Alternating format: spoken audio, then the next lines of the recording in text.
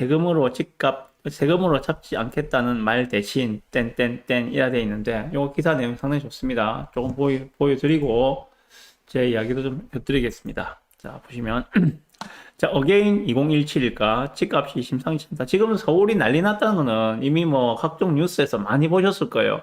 정말 눈 뜨면은 억씩 올라가는 시장입니다. 지금 서울은. 예, 서울은 진짜 그래요, 진짜.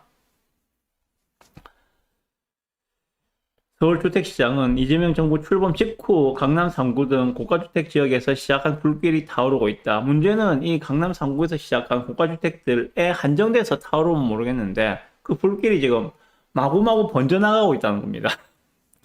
이를 진정시키기 위한 해법은 어떤 게 있을까? 뭐 든든든 되어 있습니다. 보시면 이재명 대통령은 후보 시절 세금으로 집값을 잡지 않겠다고 말했다. 과거 문재인 정부가 세금 부담을 키우는 방식으로 집값 안정을 꾀했지만 실패했고 또 정권도 내줬던 전철을 밟지 않겠다는 의지가 엿보이는 이것은 이재명 대통령이 확실하게 후보 시절부터 주관을 가지고 이야기했던 그런 내용이라 생각이 듭니다.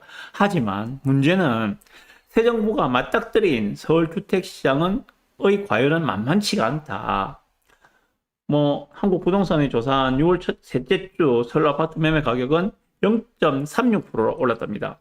자, 한 주간에 0.36%가 올랐다. 1년이면은 52주거든요, 그죠? 대충 50을 곱해봅시다. 그러면은 거의 18%에서 20%가 올랐다는 이야기예요. 1년에. 간단하게 말해서 10억짜리 집이 12억이 된다는 이야기예요. 어마어마한 상승률이거든요. 어마어마한 상승률.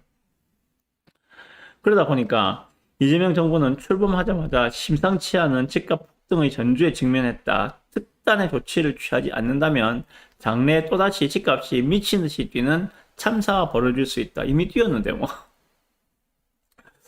자, 그런데도 지금 이 대통령은 공급에만 방점을 찍고 있다. 대선 공약집에서 중산층과 저소득층을 위한 공공주도의 요거 핵심입니다.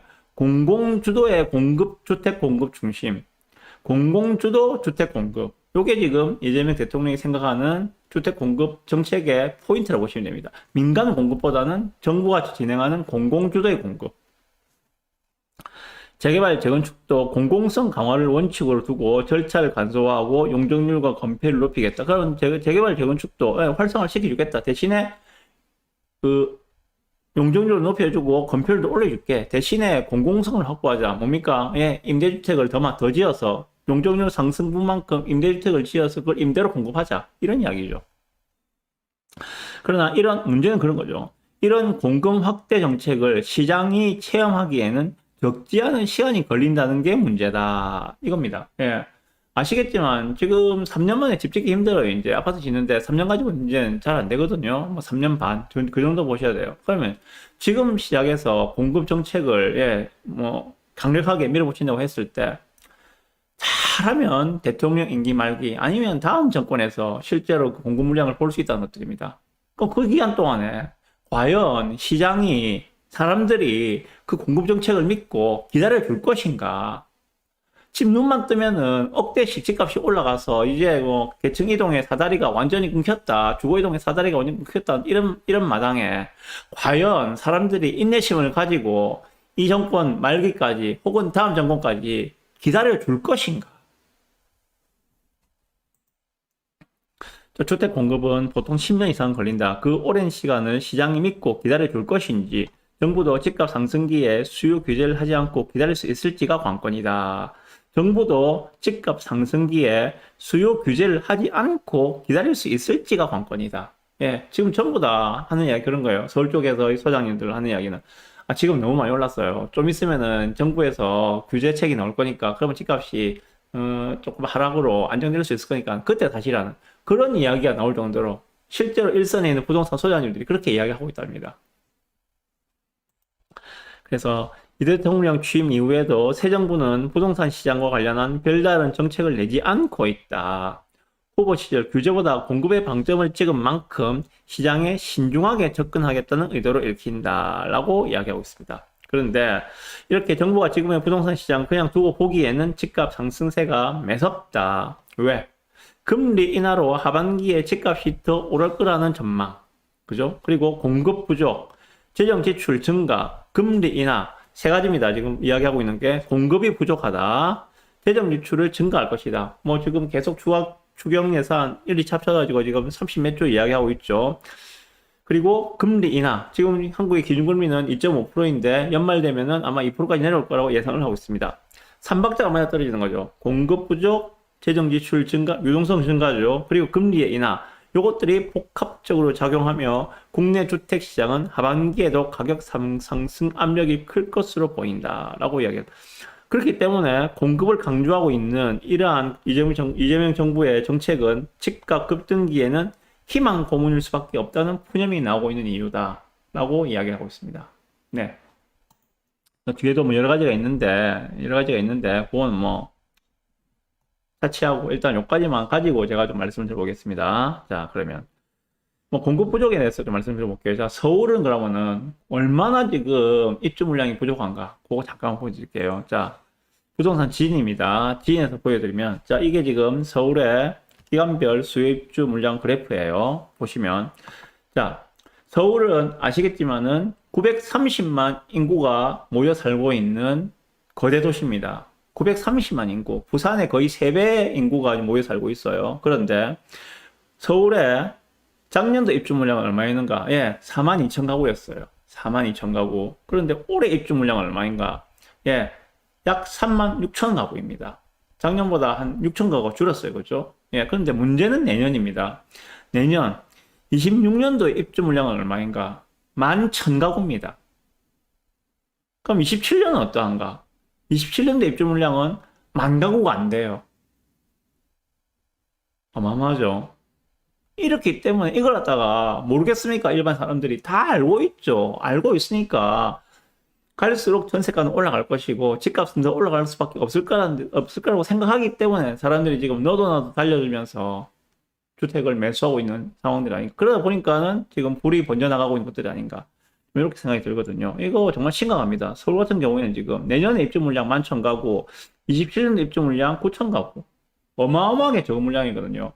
물론 여기에는 뭐 후분양이 포함 안 돼 있다고 하는데 후분양을 넣는다 하더라도 그 후분양의 그 숫자가 세대 숫자가 이 대세에는 크게 영향을 미칠 수가 없다는 것이 제 생각입니다. 그래서 일단 팩트는 짚어드렸는데 실제로 이렇게 지금 공급이 많이 부족합니다. 서울 같은 경우 부산보다 더 심각해요. 부산보다도. 부산도 지금 올해 내년 내후년 해가지고 각각 거의 1만 세대씩밖에 공급이 안 들어오잖아요. 그죠? 각각. 그것도 에코델타를 포함해가지고 그 정도 수준인데 서울은 더 심각하다. 왜? 부산보다 3배나 더 많은 인구가 살고 있는데 더 심각하다. 그렇게 좀 생각이 들고요. 자, 그러면 여기에 대해서 제 생각을 좀 말씀드려 보겠습니다.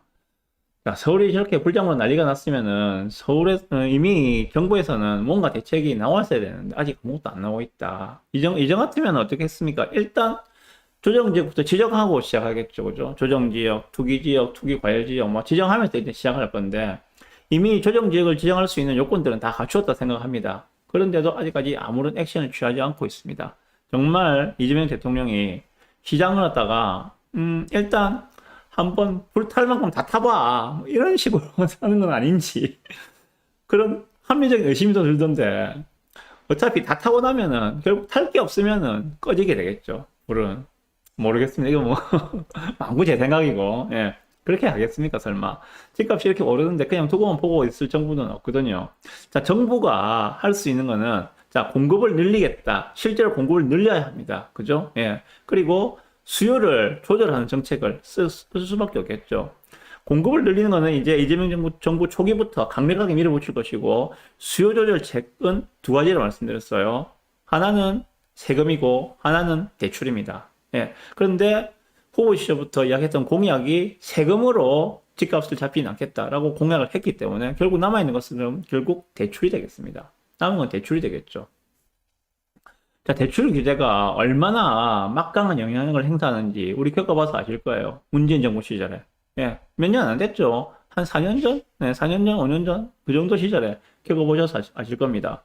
그 당시에 서울에는 15억 이상 주택에 대해서는, 예, 돈을 10원도 대출 안 해줬습니다. 어마어마했죠. 그 영향력은 어마어마했거든요. 예. 그리고 지금 그 초단대 금리 같은 경우에는 이제 3% 중반 정도까지 내려왔어요. 주택담보대출 금리가 3% 중반 그 정도 보시면 될 것 같아요. 예, 그런데 대출 금리를 한 5% 올려버리면은 그리고 대출 금리를 한 5% 올려버리고 그마저도 대출 갖다가 원활하게 안 해주고 대출 문턱을 높여버리면은 예, 집값 잡힙니다.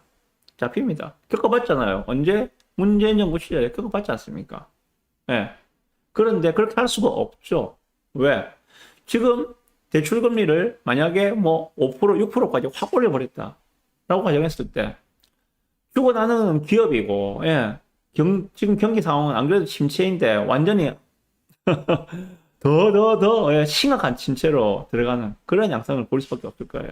그래서 이런 대출, 금리 정책들은 흔히들 그, 소잡는 칼이라고 그러죠. 소잡는 칼. 예. 소잡는 칼을 가지고, 예. 이 닭 잡는데 집값은 우리 큰 경제 그 전체 우리 사회의 경제 규모에 비하면은 부동산 시장은 일부분이잖아요. 그죠? 소 잡는 칼을 가지고 닭을 잡을 수는 없지 않느냐. 그만큼 이 금리 정책은 예, 사회 경제 전반에 영향을 미치기 때문에. 그래서 대출 금리를 올리고 뭐 대출 안 해주는 이런 것들은 쓸 수가 없을 것이다. 그래서 지금 남은 건 이제 대출 금리는 내리되 대출 금리 내려올 수밖에 없겠죠. 대신에 대출 문턱을 높이는 형태로 수요를 조절하지 않겠는가. 세금으로는 잡지 않게 됐으니까는. 당장에 7월달부터 이제 DSR 3단계가 시작됩니다. 대출 한도가 줄어들죠. 그리고 시중에 은행장 회의를 갖다가 뭐 소집했다는 이야기, 기사도 계속 보이던데 그 대출 총량제를 통해 가지고 아마 대출을 타이트하게 틀을 막을 거라 생각이 듭니다. 예를 들면 그런 형식이 되겠죠. 다주택자에 대한 대출은 당연히 안 해주고, 1주택자 같은 경우에도 대출받기 위해서는, 주택을 매수하기 위해서 대출받기 위해서는 그 주택에 대한 처분 서약서를 쓰고 대출을 해주는 형태. 그리고 일정 금액 이상의 그 가격에 대해서는 무주택이라 하더라도 대출을 안 해주는 형태, 뭐 이런 식으로 진행되지 않겠는가라고 생각됩니다. 명분이야 많죠. 가계대출 증가세가 심상치 않다, 뭐 이런 식으로 이야기하면서 예, 쭉 진행할 건데 그렇게 되면 결국 예상할 수 있는 게 이제 하반기가 되면은 대출 받기가 정말 많이 힘들어질 것 같다 그런 생각이 들고요.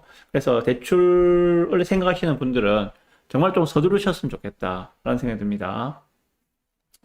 이렇게 지금 대출로 이제 수요를 조절하는 동안에 실제로 의미 있는 공급 정책들이 좀 나와줘야 되지 않겠는가라는 생각이 듭니다. 실제로 어떻게 그런 대출, 공급 정책들이 나오는지 좀 지켜봤으면 좋겠다는 생각이 듭니다. 그리고 그런 이야기도 들리던데, 뭐 공급을 한다고 해서 뭐 사기 신도시 이런 거는 좀 안 했으면 좋겠다. 그런 이야기도 나오던데, 예. 뭐, 신도시 안 지으면 그럼 어디에 집을 지어야 되는가? 예, 원도심에 지어야 되겠죠. 원도심엔 질 땅이 있습니까? 예, 원도심에는, 서울 원도심에는, 부산도 마찬가지입니다만은, 원도심에 지을 수 있는 거는 재개발, 재건축 아니고는 방법이 없어요. 땅이 어디 있습니까? 그렇다고 그린벨트를 막 풀어가지고 아파트 올리겠습니까? 아니잖아요. 재개발, 재건축 말고는 방법이 없습니다. 결국 재개발, 재건축을 활성화해야지만이 공급이 나온다는 이야기인데, 이렇게 되면 당연히 재개발, 재건축은 프리미엄이 또 하늘 높은 줄 모르고 올라갈 수밖에 없지 않겠는가라고 생각이 듭니다. 그렇게 되면은 상대적 박탈을 느끼는 사람들로부터 또 엄청난 공격을 받게 되겠죠. 그런데 과연 이재명 정부가 그것을 감수하고 꾸준히 공급 정책을 밀어붙일 수 있을 것인지, 신도시 안 짓고 원도심 내에 진댔을 때 재개발 재건축밖에 없는데 그렇게 되면 재개발 재건축 뭐 프리미엄은 하늘 높은 줄 모르고 올라갈 건데 그래서 소외된 사람들로부터 엄청난 그 공격을 받게 되는 정부가 과연 그걸 갖다가 참고 견디면서 묵묵히 공급 정책을 추진할 수 있을 것인지 참 궁금해집니다. 좀 지켜보시죠. 일단 여기까지 하나 말씀드렸고요.